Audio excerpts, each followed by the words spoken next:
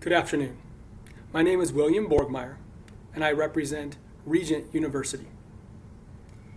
It is my intent in this paper to explore the concepts of Rene Girard's mimetic theory as they apply to the play Much Ado About Nothing. Shakespeare's Much Ado About Nothing blends comic insults, misunderstandings, deception, and gender battles to weave a complicated tale of villainy and love.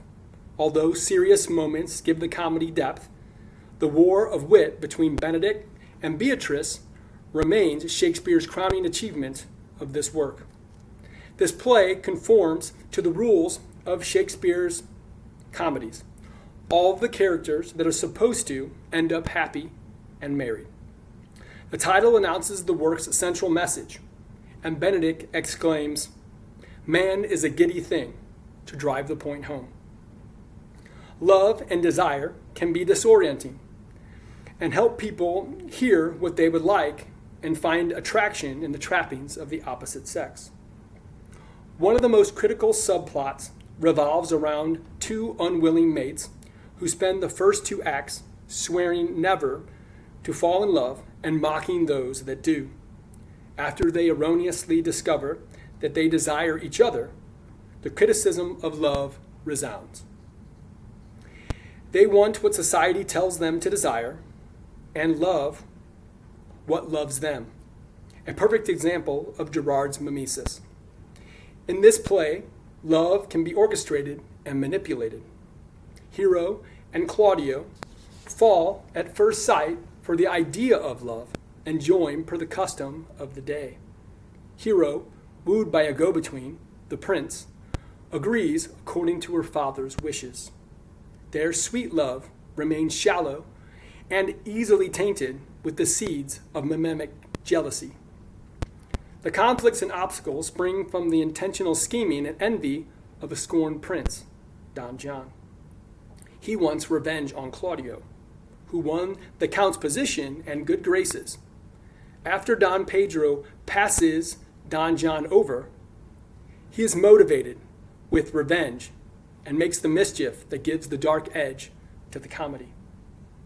Mimemic desire and lovers and villains of this entertaining piece.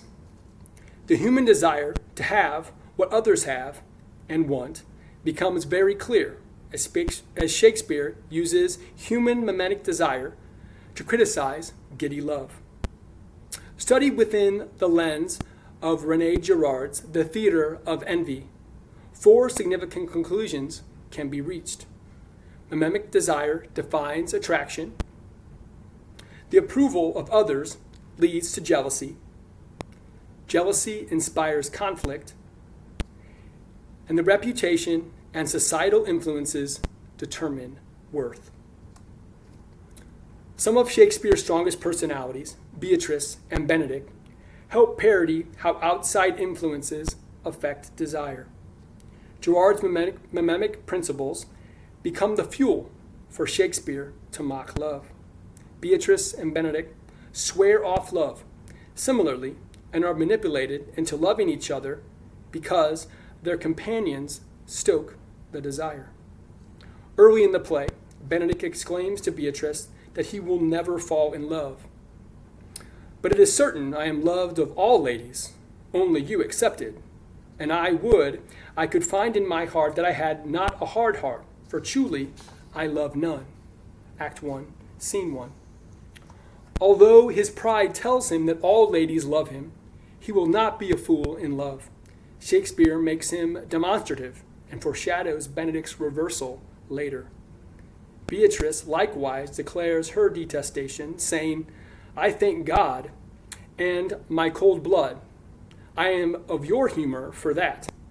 I had rather hear a dog bark at a crow than a man swear he loves me." Act 1, Scene 1. Mimemic contagion here results from each copying the other's stance on falling in love. It is an essential part of the plot once they are tricked.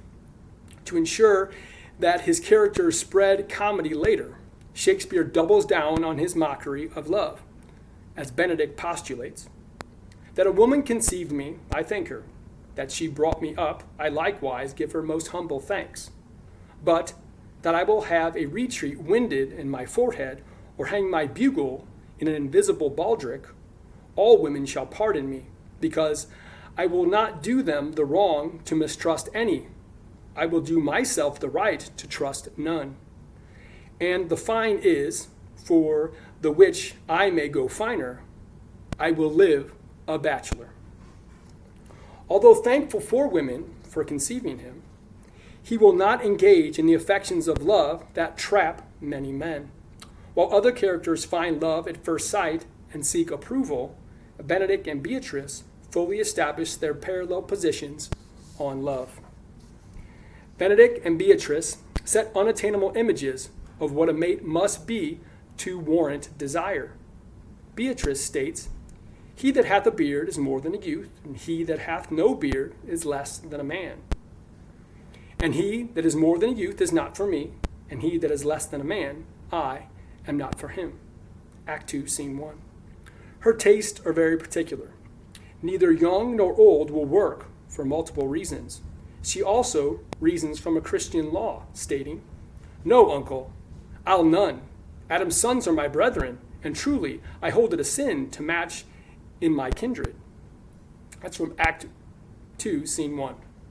She seems to believe that all love contains incest with this line of thought. Likewise, Benedict has very high standards, so no woman could ever live up to them. In a famous soliloquy, he states, "One woman is fair, yet I am well. Another is wise, and yet I am well. Another is virtuous, yet I am well. But till all graces be in one woman will not come in my grace. Rich she shall be, that's certain. Wise, or I'll none. Virtuous, or I'll never cheapen her. Fair, or I'll never look on her. Mild, or come not near me. Noble, or not I for an angel. Of good discourse, an excellent musician, and her hair shall be what color it please God." Act 2, Scene 3. His list is long and very precise. Society has mimetically trained these characters to desire many attributes and traits that one could scarcely find in the same lover. If everyone held these impossible standards, no one would be married. The situation soon finds a remedy as Don Pedro plays love god and directly manipulates the mimetic desires of the couple. In a stage scene of noting or overhearing, Don Pedro, Leonato, and Claudio trick Benedict. Don Pedro, she is an excellent sweet lady, and out of all suspicion, she is virtuous. Claudio, and she is exceedingly wise. Don Pedro, in everything but in loving Benedict. Leonato, O my lord, wisdom and blood combating in so tender a body, we have 10 proofs to 1 that blood hath the victory. I am sorry for her, as I have just cause, being her uncle and her guardian. Don Pedro, I would she had bestowed this dotage on me. I would have daffed all other respects and made her half myself. In this simple dialogue, they trick Benedict in 3 ways. They tell him she loves him, explain that she is desirable, and Don Pedro establishes that he wishes she had loved him instead. The friends use Girard's mimetic theory to manipulate Benedict intentionally. Beatrice becomes the perfect mate, and he responds with, I did never think to marry. I must not seem proud. Happy are they that hear their detractions and can put them to mending. They say the lady is fair, 'tis a truth. I can bear them witness, and virtuous, 'tis so. I cannot reprove it. And wise, but for loving me. By my troth, it is no addition to her wits, nor no great argument to her folly, for I will be horribly in love with her. Act 2, Scene 3. Although Benedict swore off love, he reasons himself back into the game quickly. He justifies his reversal because everyone has already agreed with him, and he always thought she had all the qualities he desired. Now he has her approval and that of all of his respected friends. Beatrice finds herself similarly fooled by Ursula and Hero. Hero, her trusted cousin, states, O God of love, I know he doth deserve as much as may be yielded to a man. But nature never framed a woman's heart of prouder stuff than that of Beatrice. Act 3, Scene 1. They gull her more directly. The women convince her that she displays stubbornness and Benedict is worthy of her love. Their criticism and reprimand change her mind instantly, and she makes her intentions clear. Contempt, farewell, and maiden pride adieu. No glory lives behind the back of such. And Benedict, love on, I will requite thee. Act 3, Scene 1. She completely changes her stance on love because of the mimetic forces at work. Suppose her friends think Benedict worthy. Who is she to stand in the way of love? Girard's mimetic desire provides the basis for the most critical plot in the comedy of this play. Claudio, a very different type of lover, outwardly seeks mimetic approval from Benedict and Don Pedro, and then finds jealousy. If he desires Hero and the prince thinks she is worthy, why wouldn't the prince himself also want her? In the theater of envy, Girard clearly states Claudio's need for approval. Girard says, Claudio is genuinely attracted to Hero, but he wants to be sure that his long-standing interest in her meets the approval of those whose judgment he values. He wants assurance he is making the right choice. Page 83. Claudio wastes no time seeking this out, even from Benedict, a heretic to love. Claudio, thou thinkest I am in sport, I pray thee, tell me truly how thou likest her. Benedict, would you buy her, that you inquire after her? Claudio, can the world buy such a jewel? Act 1, Scene 1. The romantic Claudio truly wants to know if he sees her in the way that Benedict sees her, or if he is blinded by love. Shakespeare plays Girard's game by attaching worth to the conversation and forcing Claudio's metaphor in a different direction. Later, Claudio seeks counsel from his most trusted advisor, Don Pedro, who responds with resounding praise of Claudio's choice. Don Pedro, Amen, if you love her, for the lady is very worthy. Claudio, you speak this to fetch me in, my lord. Don Pedro, by my troth, I speak my thought. Claudio, and in faith, my lord, I spoke mine. Benedict, and by my two-face and troth, my lord, I spoke mine. Claudio, that I love her, I feel. Don Pedro, that she is worthy, I know. Act 1, Scene 1. Don Pedro speaks of her worthiness and gives his mimetic approval. Just as Benedict needs the approval of his friends, so does Claudio. With that secured, the prince takes it upon himself to woo on behalf of the bashful Claudio. Shakespeare sees more room for misunderstanding. Claudio's self-doubt can creep in with the help of Don John's mischief. Since the high-ranking and obviously attracted prince woos for Claudio, who is to say he might not woo for himself? Claudio states in a moment of distrust, friendship is constant in all other things save the office and affairs of love. Act 2, Scene 1.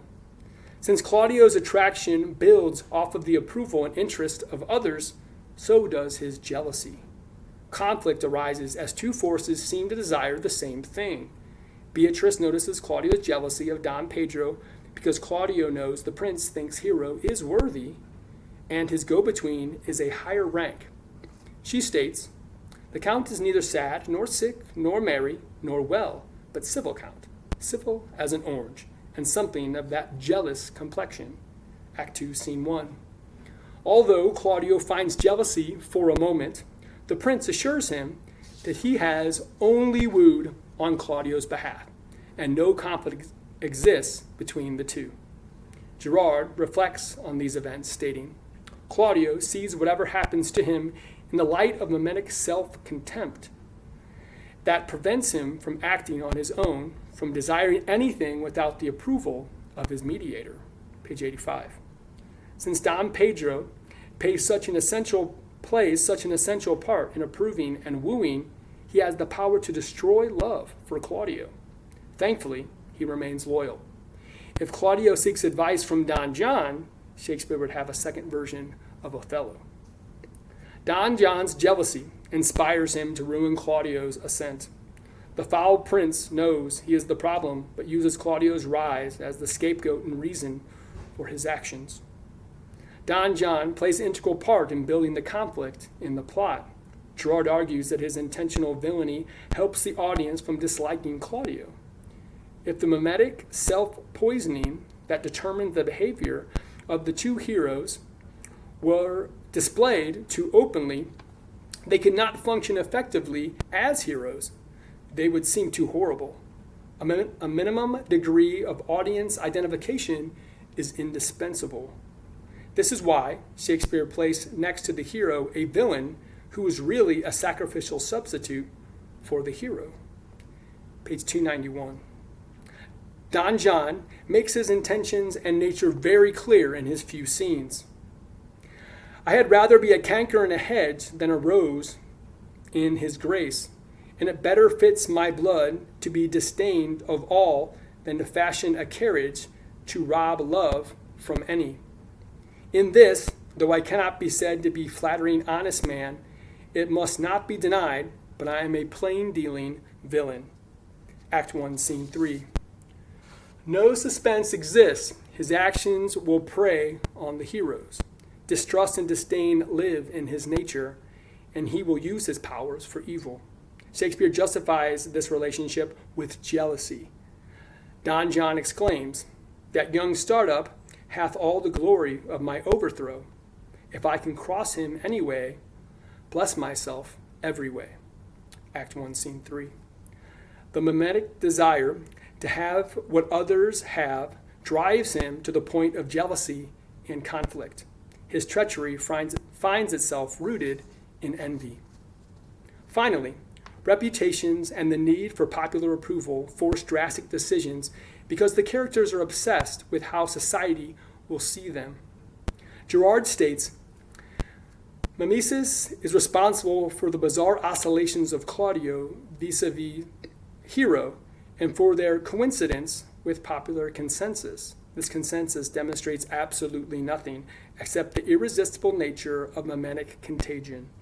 It is not love only, but fame and fortune, and even life and death that proceed from hearsay in this comedy. Page 88. Although Claudio's situation has already been discussed, other characters also display the mimesis that permeates all parts of the story. Before his gulling, Benedict ponders, I do much wonder that one man, seeing how much another man is a fool when he dedicates his behaviors to love, will, after he hath laughed at such shallow follies in others, become the argument of his own scorn by falling in love. Act 2, Scene 3. Mimesis drives characters so powerfully that they become the thing they railed against. Benedict finds himself in that position, wondering, I may chance have some odd quirks and remnants of wit broken on me, because I have railed so long against marriage. But doth the appetite alter? A man loves the meat in his youth that he cannot endure in his age. Act 2, Scene 1. The very nature of humanity and what people desire changes because of mimetic contagion. Don Pedro sums this up perfectly, stating, what a pretty thing man is when he goes in his doublet and hose and leaves off his wit. Act 5, Scene 1. When Hero cries on the ground, slandered on her wedding day, her father cares more about his reputation and the rules society taught him to desire. He screams at his daughter, Do not live, Hero, do not ope thine eyes. Grieved I had but one. Chide I for that at frugal nature's frame. Oh, one too much by thee. Why had I won? Why ever wast thou lovely in mine eyes? Act 4, Scene 1. His affections for his daughter swing dramatically at the moment of public scandal. The approval of others trumps his daughter's love. Even after the priest wisely convinces him to be patient and rely on truth, he still speaks concerned with public approval. After the truth has come to light, he demands her reputation restored, stating, I cannot bid you bid my daughter live. That were impossible, but I pray you both. Possess the people in Messina hear how innocent she died. Act 5, Scene 1. She needs public vindication and scandal erased to make things well. Mimetic desire and approval rule the day and return to stasis. Although this play ends with the happy marriages that qualify it as a comedy, the themes and plot result from Girard's mimetic theory. Mimetic jealousy provides the motivation, and the need for public approval blends itself into every situation. Overall, the characters want what others want and desire approval before making decisions.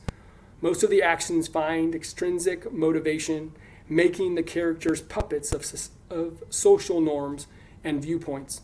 Shakespeare proves that man is a giddy thing and can be disoriented by the powers that control him. Maybe love is much ado about nothing. Thank you.